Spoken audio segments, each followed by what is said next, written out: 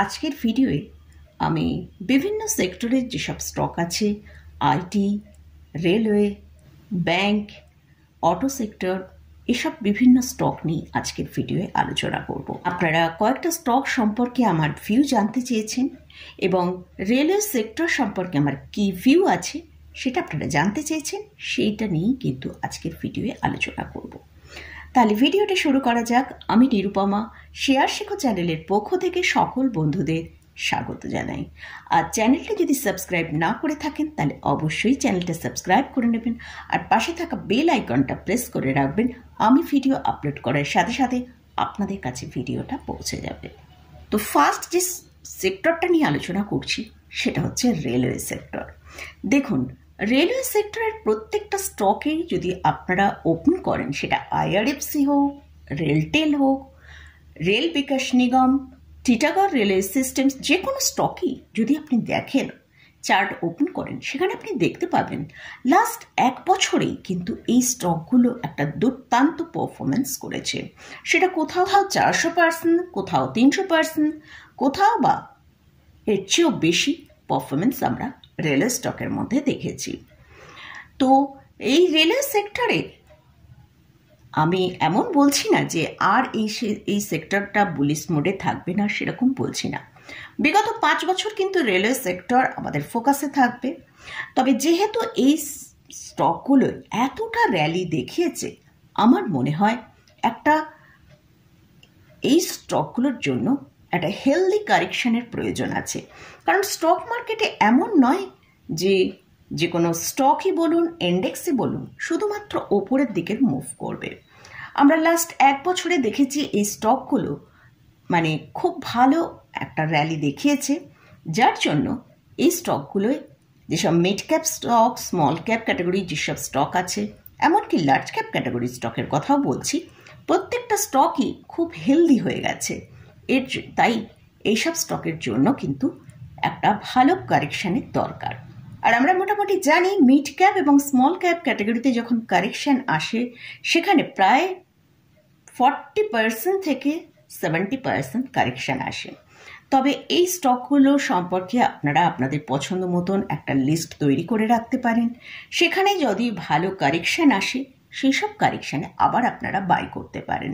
কারণ লাস্ট 5 বছর কিন্তু রেলওয়ে সেক্টরটা ফোকাসে থাকবে।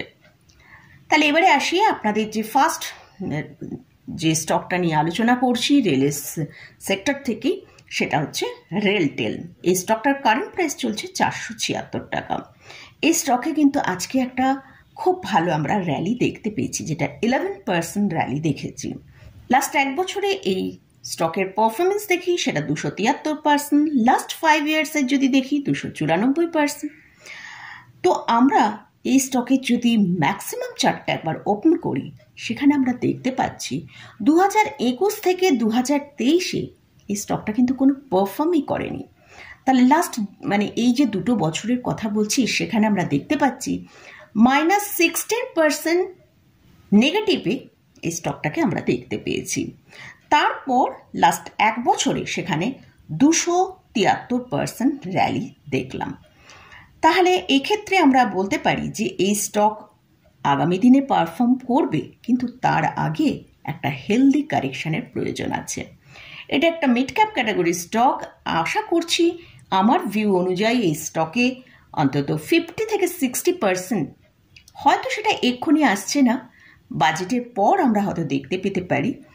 তো 50 থেকে 60% একটা কারেকশন এলে সেখানে কিন্তু একটা স্ট্রং এবং হেলদি বাই আসবে। তো যদি আপনার হোল্ডিংয়ে থাকে, তাহলে একটা স্টপ লস 450-র কাছে স্টপ লস রেখে স্টকটা হোল্ড করুন।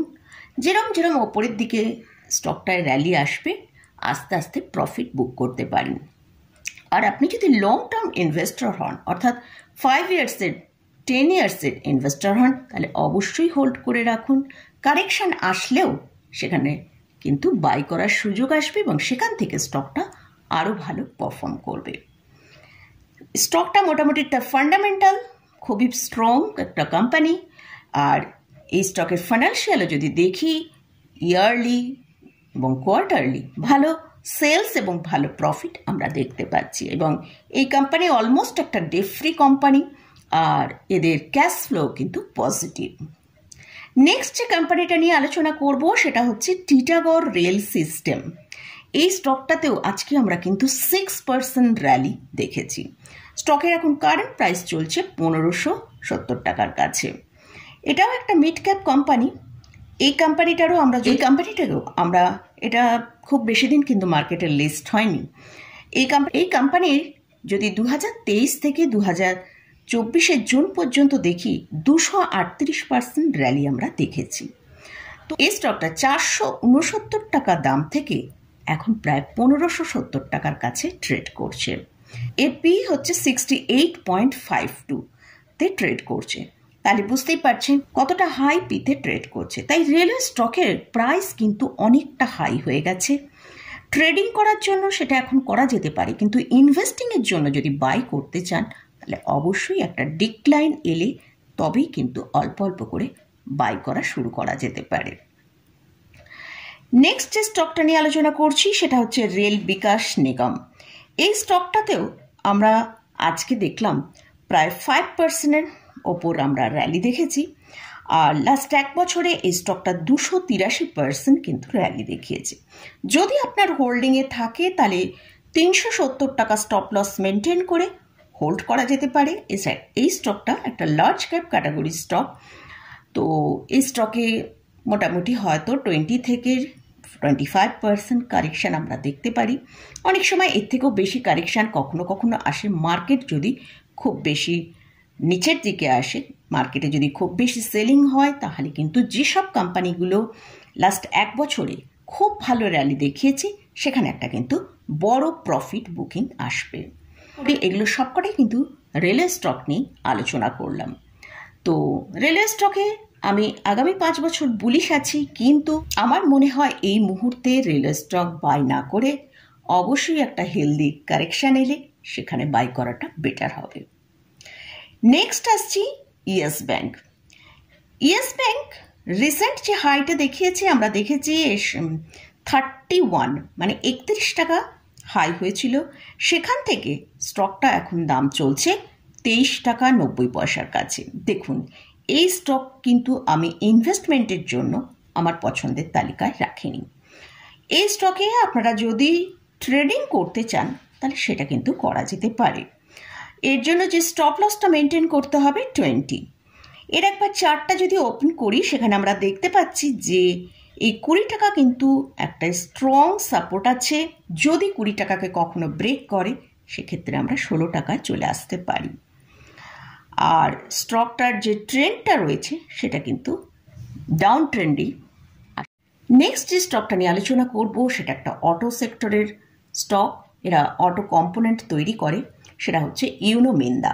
এই স্টকটা নিয়ে আমি যে অটো সেক্টর সম্পর্কে আলোচনা করেছি, অর্থাৎ এই ভিডিওটায় এই স্টকটা নিয়ে কিন্তু ডিটেলসে আলোচনা করেছি, আপনারা চাইলে দেখে নিতে পারেন।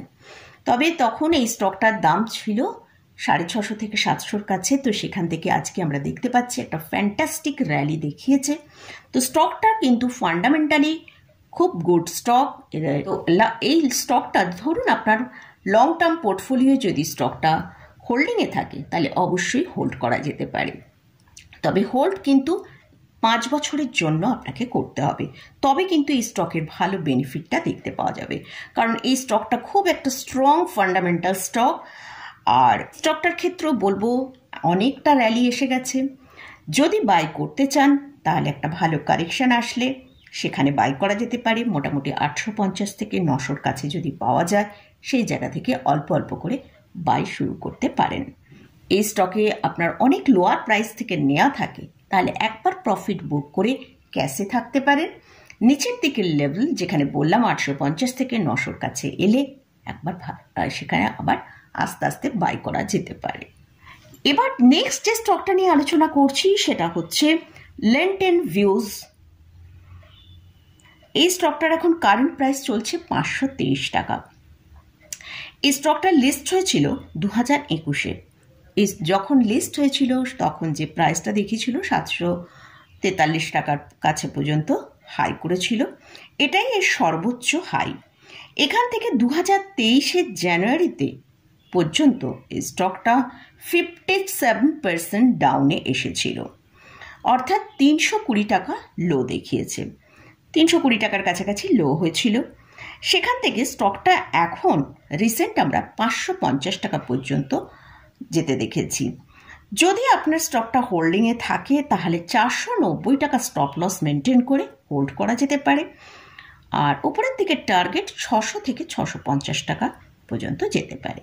আর এই স্টকে যদি নতুন হাইয়ের কথা চিন্তা করেন, অবশ্যই 745 টাকা পার করে সেখানে সাস্টেন করতে হবে, তবেই কিন্তু আবার এই স্টকে নতুন হাই আসতে পারে।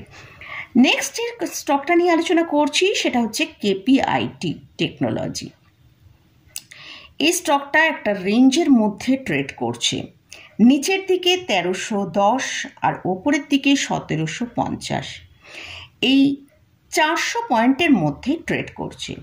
যদি দুদিকের কোনো একটা ব্রেক করে তাহলেই কিন্তু স্টকের মধ্যে নিচের দিকে যদি দেখি 1300 টাকা ব্রেক করলে নিচের দিকে একটা ভালো সেলিং আসতে পারে। আর যদি 1752 টাকা ব্রেক করে ওপরের দিকে ট্রেড করে তাহলে কিন্তু স্টকটায় আবার একটা নতুন হাই আসতে পারে। তাই এই স্টকটা একটা রেঞ্জের মধ্যে ট্রেড করছে, এবং যদি আপনি ট্রেড করতে চান এই স্টকে তাহলে কিন্তু এই রেঞ্জের মধ্যে ট্রেড করা যেতে পারে। তো মোটামুটি এই স্টকগুলো নিয়ে আপনারা আমার ভিউ জানতে চেয়েছেন, সেটাই আমি আপনাদের সাথে শেয়ার করলাম। তো আমি এখানে কিন্তু এই সব স্টকগুলো যে এতগুলো স্টক নিয়ে আলোচনা করলাম, এটা কিন্তু আমি কোনোটাই আমার বাই রেকমেন্ডেশন কিছু করছি না এই স্টকের ওপর। আপনারা যদি এই স্টকের কোথাও কোনোটা বাই করতে চান তাহলে অবশ্যই আপনাদের যিনি ফান্ডামেন্টাল অ্যানালিসিস আছে বা আপনারা নিজেরা ভালো করে চার্টকে বুঝে নিয়ে তারপর পজিশন নেবেন। তো আমার এটাই মেন যেটা আমি বলতে চাইছি, স্টকগুলো রেলওয়ে স্টক বলুন, বিভিন্ন টোটাল মার্কেট কিন্তু অনেকটা হাইতে ট্রেড করছে।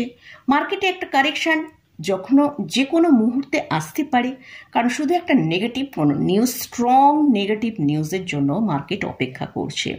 কারণ মার্কেট অনেক দিন ধরে বুলিশ মোডে রয়েছে। আমরা দেখতে পাচ্ছি মার্কেটে প্রতিদিনই নতুন নতুন হাই আসছে।